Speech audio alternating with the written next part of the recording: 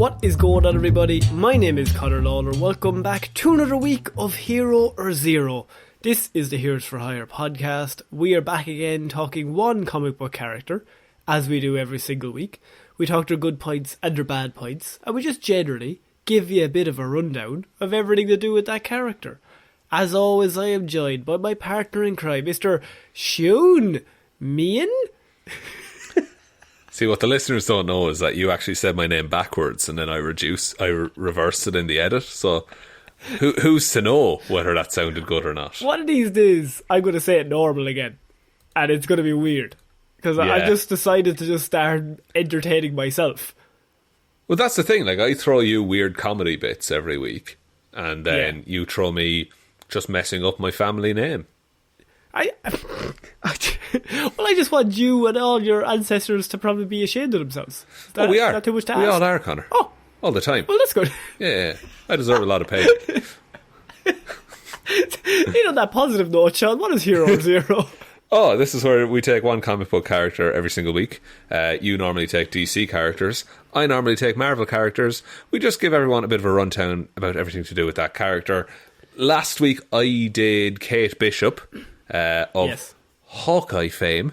And this week, Connor, I can only assume that you are doing the DC character... Oh, God, there's so many.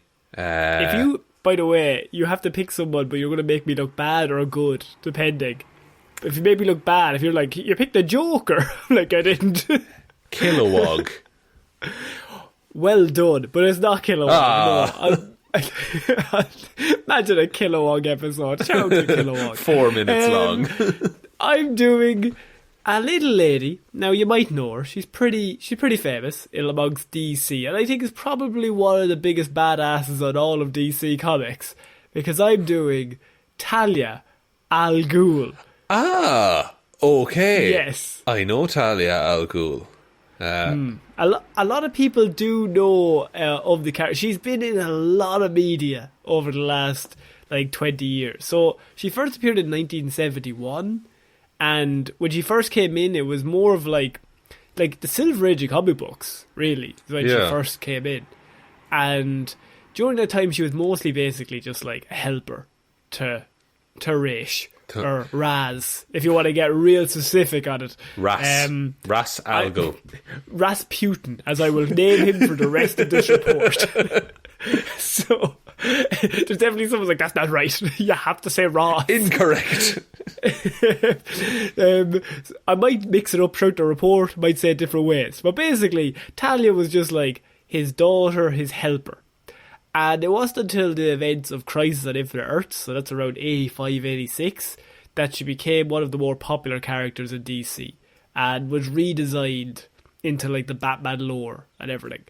And with that, it's very interesting because a lot of people know who Talia Al-ghul is, but probably don't know like a lot of specifics of the character itself. I probably fall into that camp where like I've learned a bit about her through just her cropping up in various media, but I couldn't tell you a thing about like her backstory. So I mean, she is the daughter of Raish Rasputin Al-ghul. And she's the mother of a certain Damian Wayne. Noted prick now Damian Wayne. I will be doing pre-New 52 Talia Al-ghul. I will not be doing post, just because I find that easier, and this is kind of the Talia Al-ghul I grew up on, all that jazz. That's fine, so Connor. You do whatever you want, buddy. Yeah, thanks, bud. So much of her background is not clearly explained, which is interesting because her history is relatively well known. So it's one of those where she doesn't really have that many comic books explaining anything to do with her background, but people just kind of talk about shit that she's done. So you never see anything. But there's no like, here's how Talia Al-ghul got her start. There's no comic like that. Not really. And it's one of those interesting characters where everybody knows through osmosis like a lot about her, but they don't really know any specifics. There's a guy, that's Raish's daughter. Yeah, that's interested in Batman. Right, okay. So the story goes that Raish met her mother, sometimes referred to as Melisandre, at the Woodstock Music Festival. And she was a woman of Chinese and Arab descent. and her mother died soon after her birth. Now, in one version it was drugs, and in another version I'm pretty sure it was like an assassin, because there's going to be a lot of assassins in this story, Shaun. You got to get with it. Right, so Raish called the assassin, or someone else called the assassin? I think it was an enemy of Raish. Right, okay. Who's an assassin who killed her. After her death, Talia was taken care of by her father, of course, and she grew up basically travelling the world and learning all the skills of the Master of the League of Assassins. Pretty good, I would say. I would say it's a fairly good homeschooling, I would say. Yeah, and I think what's really interesting about Talia is that, like, although she's a member of her father's criminal empire, you could say, and one of his closest advisors as well, she's often shown as not very convinced of, like, his genocide ideas. Like, good. Talia's probably one of the most 3D characters in comic books, in that she has lots of different facets of who she is. It's not just she's a villain, or she's a hero, or she's even an anti-hero, because sometimes she's just an absolute bastard, and in other times when it suits her, she'll be the biggest hero in the comic book. It really just depends of who's involved in what scenario. So it's not a general idea from her. She doesn't pick a side. She just does what suits her best at that time. Exactly. And so, like, one of her reasons for her doubt in her father is kind of basically Batman, who has a calming influence on her. And so a lot of people know Talia Al-ghul and Batman very linked in terms of romantically. Yes. And she sees him as, like, I'll probably get into it more, but he has an effect of maybe genocide isn't the best way, because the man I love seems to have a viewpoint on the world. And so she's caught between, like, two opposite ends of the spectrum. Right, okay, so Batman is like, save everyone, but like, stop the bad people. And Raish is like, if there's no people, there'll be no bad people. Exactly. Now, her massive... But she's also willing to betray Batman at a moment's notice as well, because her biggest degree of loyalty is to her son. Which also she's betrayed him before as well. But look, we'll get into all of it. But yeah, one of the most, like, well-rounded characters that you never know what the fuck she's going to do until afterwards when she explains it. You go, yeah, I can see that from her point of view. That's exactly what actually she makes a good point. The old no genocide thing. So, so her first appearance in the Silver Age involved a villain named Dr. Dark. Dark has 2 Ks as well, so you know he's cool. Was he an Arrow? No, that's Damien Dark. Sorry, you can see Dark where I got it with from. A H. What a lunatic sentence. It's so obvious. You're so dumb. God, Shaun, you don't know anything about comics. Fucking hell, you fucking nerd. Her first appearance appeared in Dr. Dark, who claimed to be the head of the League of Assassins. And he had kidnapped Talia. And what happened was Batman had intervened to save her. And it was later revealed that he was not in fact the leader of the League, but rather he was one of Raish's soldiers who had basically stopped joining the League of Assassins. He got kicked out of the League because he failed his training. He failed on a mission and then he fled. And he basically turned on Raish and kidnapped his daughter. And Batman saved her. Okay. And this was the first introduction of Ra's al Ghul to Batman. He's kind of like, who the fuck's that guy?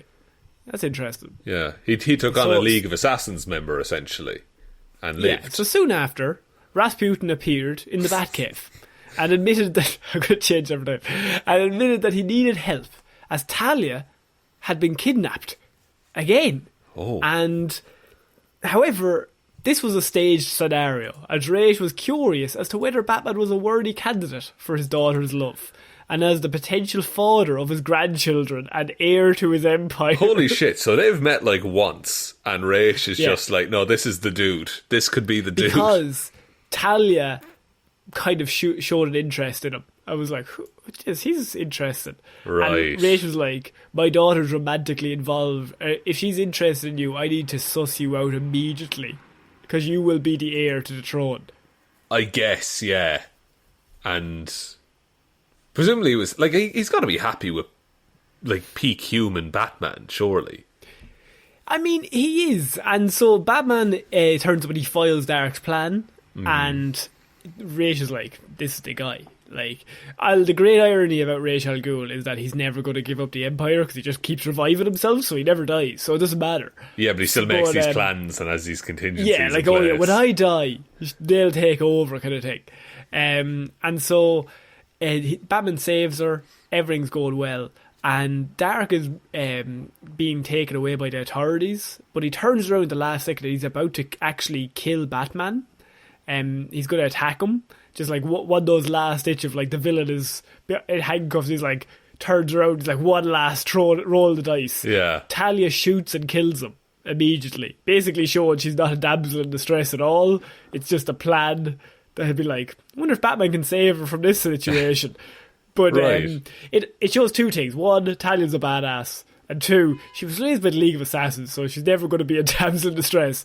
And two is that like she is very much interested in Batman. So she's like, she just kills this guy. Like, do not harm Batman in my presence. Yeah, but that also does set her apart from Batman then, in that like she will use guns and she will kill. Oh yeah. Oh, absolutely. Yeah. Like, I mean, cannot mention as much the League of Assassins in this. Very Batman, lethal organisation, the League of Assassins. It's kind of their thing. It's their main thing. Fair enough. When Batman travelled to Switzerland with the purpose of capturing Ra's, Talia became aware of his intentions, and with Ubu's help, I never know how to pronounce that, it's Ra's right-hand man, she prepared Ra's body for his return exhibit, quotation marks. Batman arrived at their hideout, and Talia informed him about Ra's death. He's dead, man. Like, it's fucking gone. Batman doesn't know anything about this. He's like, okay. As Batman was leaving, Talia joins him, but before she leaves, she activates a machine that starts the resuscitation by placing him in the Lazarus pit. Now, Talia needs to be there when Ra's returns to life because she's the only person that can calm him down from the madness caused by the Lazarus pit, because it drives you insane. Yeah, using it. It's a roll of the dice every time he goes in, but Talia's fairly confident she can fix him. Yeah, and so she basically, her and Ra's get out of there because they're like, Batman's onto us, we need to get the fuck out of here, because he finally tracked them down. And they travel to one of their desert bases, but Batman soon locates them. Ra's challenges Batman to a duel to the death, and Talia couldn't help but cry at the sight of basically like the woman or the man that she's now like madly into. For some reason, she just finds him very attractive just because he's a hero, but she also is not meant to like that. Yeah. And then on the other side, you have her father who's trying to kill him. Batman is eventually defeated because he's stung by a scorpion, and the venom goes through him. It's a bit unfair. And Ra's leaves Batman to die, but Talia provides Batman the antidote behind her father's back. And this is the first time where she basically betrays Ra's. She chooses Batman over him, basically. Her own father, yeah. And when Batman recovered, he finally captured her dad. But he spared Talia because, like, she saved his life. Yeah, so I owe you one kind of a thing. Yeah. And so that's, like, the very first time where you see, oh, she's different because she's willing to betray the head of the League of Assassins, who she follows every command he ever gives because he's the League of Assassins leader. Other than that, we're like, anything to do with Batman, she'll just do whatever she wants in that moment. I mean, that's cool as a character, because it sets out, like, no, she does have her own agency kind of thing. Like, she can make these decisions. And what's an interesting thing is, like, there was one time where she was serving as a servant, or she was posing as a servant for the Penguin, and her ultimate goal was basically to raise enough money to release Ra's from jail. But while she's doing that, Batman is hunting Penguin, and she works with Batman and helps him capture Penguin. Okay. So she's like doing criminal deeds to raise money to release her genocidal father, but then on the side is helping Batman capture Penguin for like petty crimes. That's so it's all about a means to an end kind of thing. It's just like, no, this is what I need to do at the minute to get this job done. Exactly. But for Batman, I'll just help him out because I like him. Yeah, exactly. And so it kind of puts both of them in a very strange situation, because Batman's also like, I'm going to like capture your dad. Like he's a fucking maniac, and Yeah. you're also a maniac. But fuck it. What can we Something do? about you, kids. There's something about you. And so Talia was eventually drawn, which we're going to get into the story known as Son of the Demon now, Shaun, which is one of the most famous Batman stories. I think I've read some of this. Talia was eventually drawn to Gotham City after she learned that the international terrorist known as Queen was operating there. While in Gotham, she comes across Batman, and the two of them work together to bring down the criminal. Their quest brings them to meet with Róisín, and Batman learns that Queen was the man who murdered Talia's mother. So that's the whole thing. Right. After Róisín and Batman agreed to work as allies, they're working as allies to bring him down, because Batman's like, okay, this is a bad dude, and you also want to capture him, so you're probably less likely to kill him when I'm here. Batman and Talia have been working together for a while now, and they consummate a marriage that they have. A marriage? Now, wait, they got married? There's a lot of weird things going on about a weird marriage. It's been retconned in comic books, but it's very much like she date rapes him, in terms of like they drug Batman and then they marry him off, and then they try to get him to like consummate the marriage then. Now that has been written out of comic books as far as I know. It was retconned completely. Right. In terms of that, I think they just got. I think it was a secret ceremony that they worked out in the end, and they got rid of all the drugging. Good. If you can get rid of the drugging, I would say do so. Yeah. And so they consummate the marriage, because Batman's like, she's turned the corner. What does consummate she's good mean? now. They hug. And so a few weeks later, Talia learns that she is pregnant, and she shares the news with Batman and Róisín. And although they're joyous about the news, Batman decides to stop the manhunt for Queen, the criminal, to protect Talia and the baby. But Talia's desire for revenge was stronger than her love. So she wants revenge more than she gives a shit about. Like, she's like, Batman, why the fuck you stopping? He's like, I don't want to go into. We're about to have a child. I'm not going to look after this assassin. We're going to stop for a second. The one time Batman is human. And he's wrong for it. And he's wrong. So, in order to get Batman's help, she lies to Bruce about having lost the baby. No. Yes. Fuck. And this news sends Batman into a vengeful rage, which culminated in Queen's death. I think it's meant to be not by Batman's hands, but by Batman's hands, kind of thing. Okay, so Batman lets him die, basically. Yeah, he's very angry. He's a very angry man. Although the mission was accomplished, Talia couldn't stand revealing her lie to Bruce, and she allowed him to believe that they no longer had a child, Jesus. while also forcing him to remain away from her. And so, secretly, months later, Talia gives birth to a beautiful baby boy known as Damian Wayne, many people's most hated character in Batman. I kind of like him. I think he has a bit of a charm to him, but he has a bit of shithousery, and I'm about that. So this is the birth of Damian Wayne, and this is their child that they have together. It's basically intrinsically links them forever. And so after there's a small story actually where Bane enters the League of Assassins. And of course, Róisín sees Bane, and he's like, I'm marrying Talia off to you. You're the heir to the coolest. Empire now. You're the coolest. You were raised in a cave. However, Talia rejected Bane, regarding him as merely a cunning animal compared to the more cultured intelligence of his predecessor. So she's still like, Batman, you can't see me. You're not allowed to see me anymore. But also at the same time, she's like, yeah, but this Bane guy isn't as good as Batman. So she's always, I don't know, she's always kind of playing a game at some point. And does she know that Batman is Bruce Wayne? Yes. Okay. She does. Oh, yeah, like Róisín knows that immediately. And so, he just figures it out. He turns up in the Batcave to start the whole story. True. Yeah. Sorry. And Batman in the next fight actually defeats Bane, and then this is when Róisín agrees that Bane was unworthy of, and so he's like, okay, Batman, you're back on the table for the Empire. But I was like, yes. But Talia's like, you can't see me. No seeing me. Now, so what happens then is there's a little story known as Red Hood, Shaun, which is also concurrently going on. So, Damian Wayne born, that's already happened. Batman doesn't know about any of that. Mm-hmm.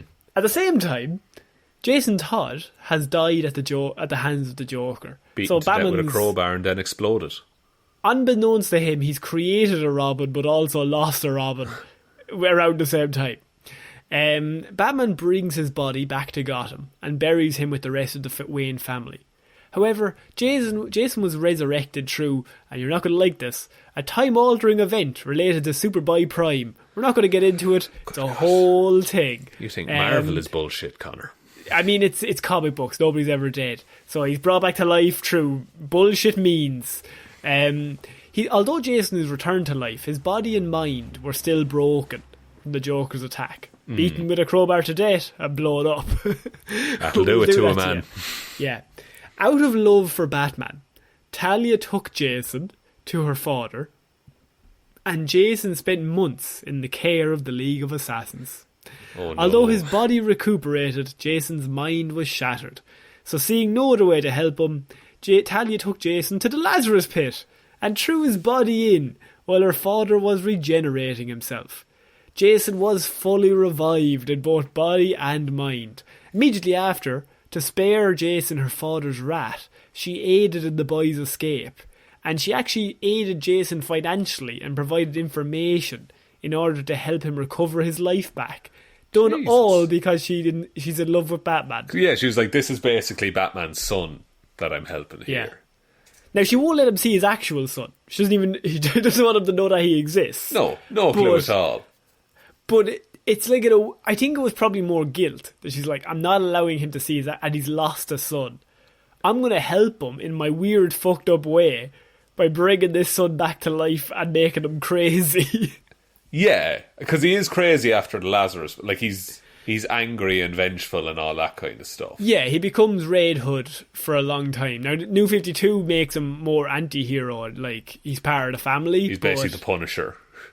Yeah, but before that, he's like stone cold killer. Like, if anyone's seen Under the Red Hood, the movie, read the comic book, anything, like, he's like, why are we not killing the Joker?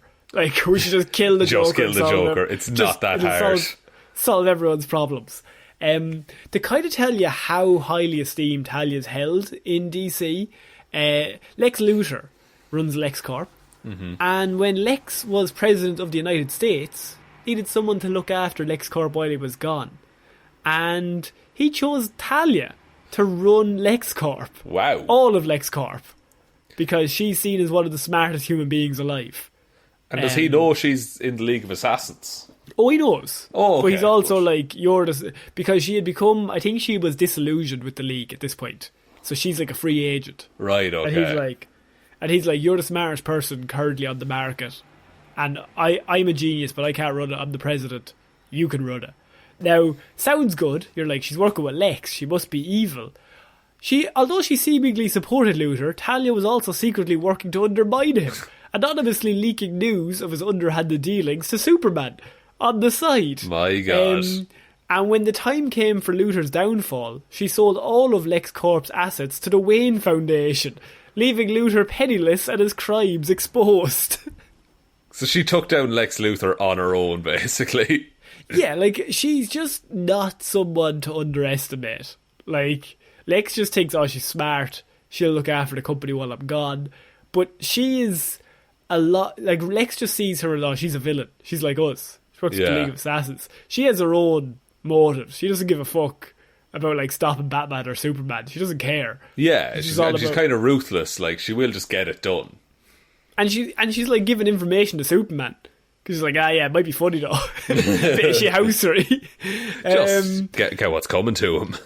Yeah, and so this is really where the main story comes in of Talia, and that is the fact that it was revealed that Róisín in fact had another daughter, who people will know from Arrow, Nyssa, and that she also had interest in her father's criminal empire.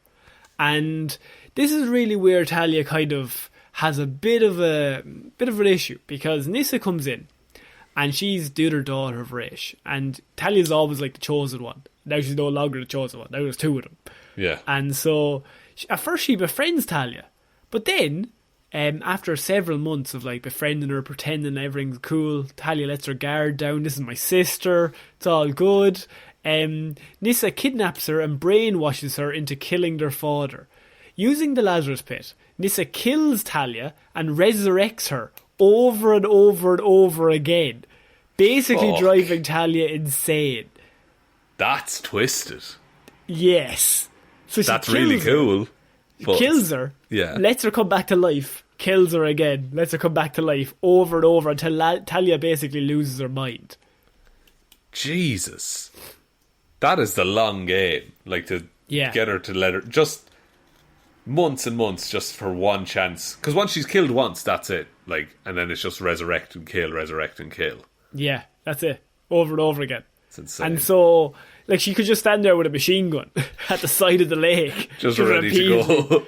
Blowing her away. And it works, because Talia is basically, I mean, she's driven insane. And she disavows her love for Bruce.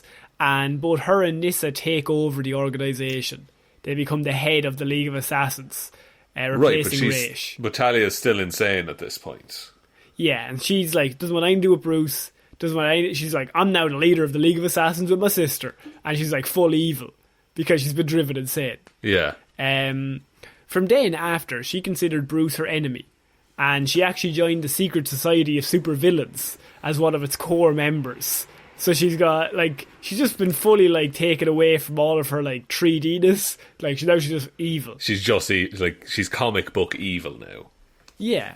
Now, Nyssa was actually killed by Cassandra Cain, who I can't remember if we covered that in the Cassandra Cain report at one point, which left Talia alone. And she had control over the whole empire. Fuck. But now she's still not all there. Not quite right, yeah. But over time, she became more and more aware of, like, who she used to be. Because without Nyssa around as well, like, the brainwashing kind of slows down. Yeah, it wasn't this constant wearing down of her kind of thing. So she slowly starts coming back to her old self. And she resurfaced in Bruce's life and reveals that they had a son. Damien! Here's your son, Damien. And she he's says. Perfect Robin age. Although it was true that Damien was Bruce's son, Talia only introduced them as a matter of deception, hoping that Batman would be distracted while Talia kidnapped the British Prime Minister on the side. Holy shit. However, Damien made a lasting impression on Bruce, leading him to accept Damien as his son, although Damien remained with the League of Assassins for a short while after. So you have to remember, Damien is raised by the League of Assassins from birth. It's all he knows, but he's Bruce's son. So he gets introduced to Batman and he's like, wait, you don't kill. What the fuck is that? Like, what's wrong with you? we could just kill. We're all assassins, are we not? Like, you're like really talented. And Jason Todd's just there like, I know, right? That's what I was trying to say. I was trying to tell him. And so there's also one point where Raish tries to put his body or his psyche into the body of Damian Wayne. I read that. I did read that one. Yes. That's called the Resurrection of Ra's al Ghul. Yeah. And they try to use the White Ghost, which is a servant of the League of Assassins, as like a third party. And this is really where Talia's like, Ra's, you're fucked. Because Ra's is all like, you're going to take over my empire. And you're going to be the next big thing. And then when you die, Damien will take over. And he's going to be raised as the next heir. And it's going to be amazing. But the first chance he gets, he's like, I'm going to kill Damien. I'm going to take over his body using the Lazarus pit. And then I'll be young again. And then I'll be me, but in his body. And she's just like looking at him like, you're going to kill your old grandchild just to stay keep alive. Living, even though you've lived for thousands of years. Yeah, because at the heart of it, Raish is always a coward. Like, he just never wants to die. Yeah, he's just afraid of death. Yeah, and so this is the main point where she's like, oh, like, this is a bad dude. And during this story, she actually leaves Damien with Dick Grayson and Tim Drake, and her and Bruce go off to basically stop Raish. And it's at this point that Dick basically becomes not friends with Damien, but he's like, he kind of breaks down his walls, because Damien's always like, I'm way better than all of you because I'm his actual son. Yeah. Like, I don't have to talk to him. Like, what are you? Like, Dick Grayson. Who the fuck are you? Tim Drake. He just adopted you. I'm actual blood. And I've been raised by the League of Assassins. I'm way better than all of you. And the two of them slowly start breaking him down, to the point that Damien kind of likes hanging out with them more than he likes hanging out with the League of Assassins. Because they actually treat him like a person, presumably. They call him like he's an idiot, but they'll say you're an idiot. Like, everyone else treats him like a king, and that annoys him. That he's like, why is that? Because he sees Dick Grayson as like a piece of shit in the shoe.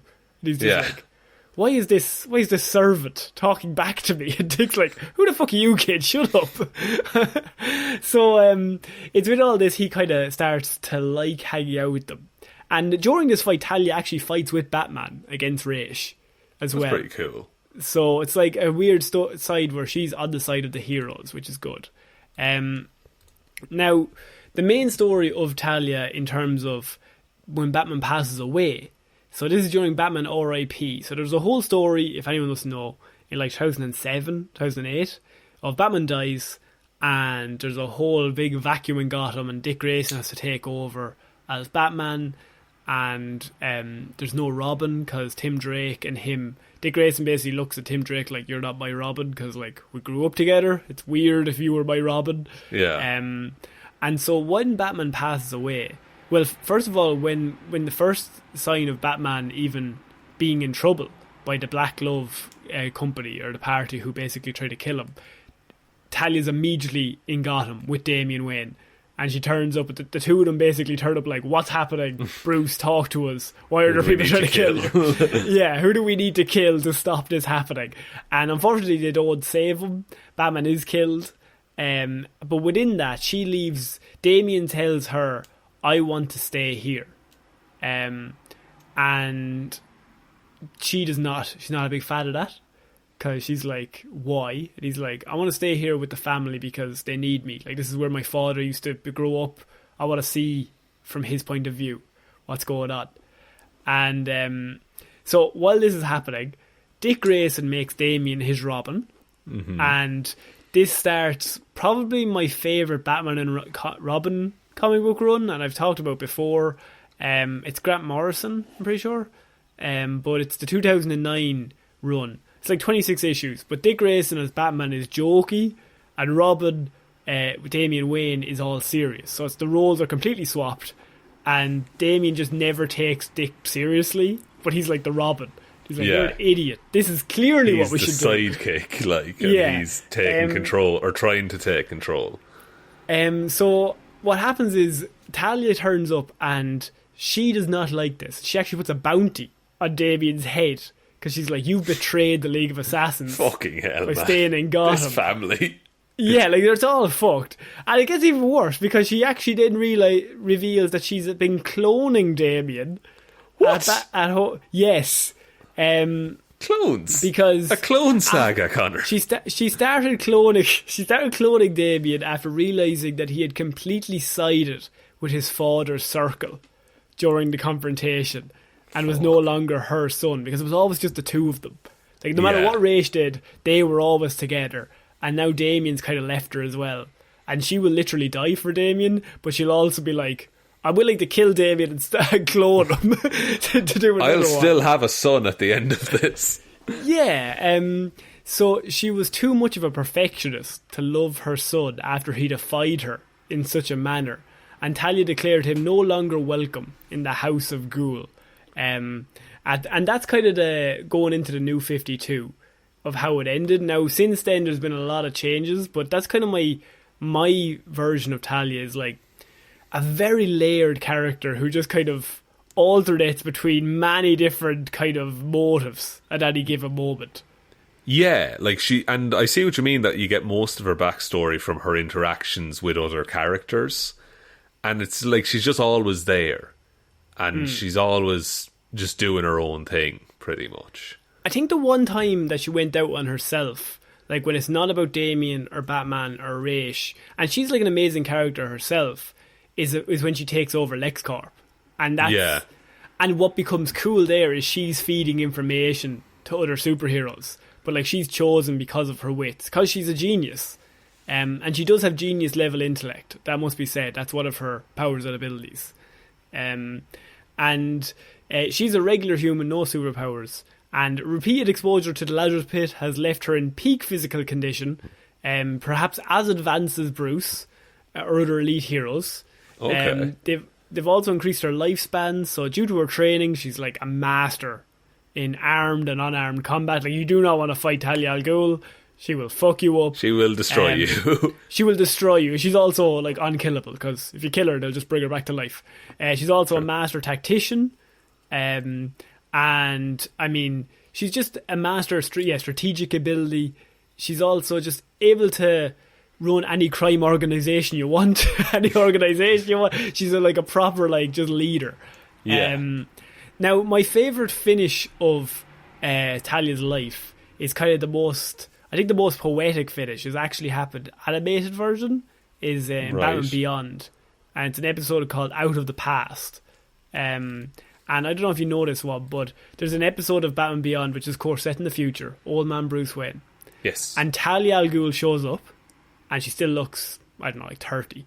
And Bruce Wayne's like 75 or 80 or whatever he is in that show. He's an old man at this point. He's an old man.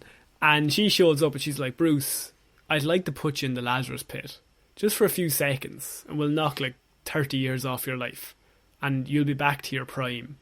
Or like, we'll make you 40 again. Like, yeah. Not like 20, but like we'll make you 45 so you can be Batman again. And Bruce is kind of like looking at Terry like you're Batman, but like I really want to be Batman. I'm the real Batman. And it's this really interesting dynamic, because you have like Batman's like, I do kind of want to be young again because I want to save Gotham, but at the same time I've kind of passed the mantle over. I'm helping this young kid. Yeah. What do I do? And so they go through the whole episode with her, and she basically convinces Batman to go into the Lazarus Pit, and he does one dip, and I think he goes back to like 45, and he's like slight grey in the hair, like black but like slight grey either side. Yeah. And him and Terry have a scene where they like start fighting together side by side. It's like a really cool scene. But you find out at the end that it's not Talia Al-ghul, and I think in the most poetic end ever, it's Ra's al Ghul in Talia's body, because it got to the point where he sacrificed his own daughter to take over her body to basically keep living. To be young again, basically. Because he could no longer put himself into the Lazarus Pit, otherwise he'd be lost. Like, it gets to the point where once you use it enough times, there's no point. Like, you just go insane. That's ridiculous. What he wanted to do, and this is Raish's plan all along, he transferred his mind into Talia's body, because he was willing to sacrifice Damien, so through weird magic. So he's like, so it got to the point where he's like, okay, I'll just sacrifice my own daughter, because I don't have anybody left. So he takes over her body, and the plan was they were then going to take over Bruce's body, and Raish was going to be in Bruce's body, who was like 25, and then be Bruce Wayne for the rest of his life. And I think that's probably like, when I think of Talia Al-ghul, I always think of that story like the saddest end ever of like she was sacrificed by her own dad. Like, she follows every word he says for the first few issues of the comic book, as long as being a badass herself. But like, it's a false prophecy. Like, she's never going to become the leader. No, it's all empty promises, because it's all empty promises. She's just so selfish at the end of the day. Man, that's sad.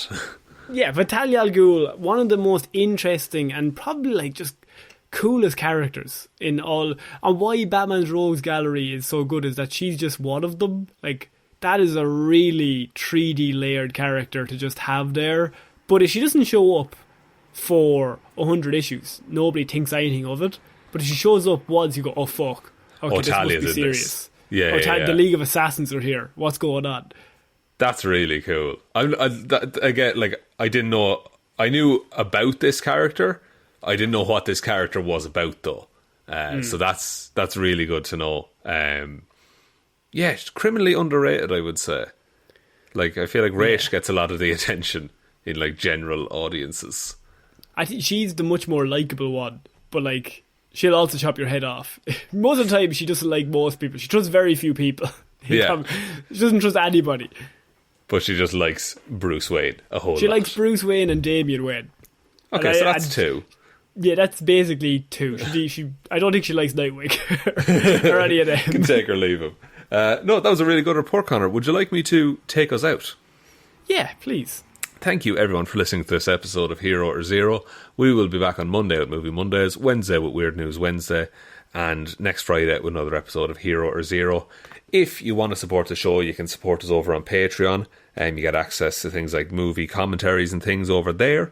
There's also the Twitter at Heroes for Hire Pod. The 4 is the number 4. Facebook is Detective Divilment's discussion group. Or you can go on the Instagram, which is Heroes for Hire Podcast. But the best way to ever help out the show is to tell one human being that we exist. Just a 1, please. And I think that's about it, Connor. I think so. So I have been Conor Lawler. I have been Shaun Meehan. I shall see you all next week, guys. Bye. Bye.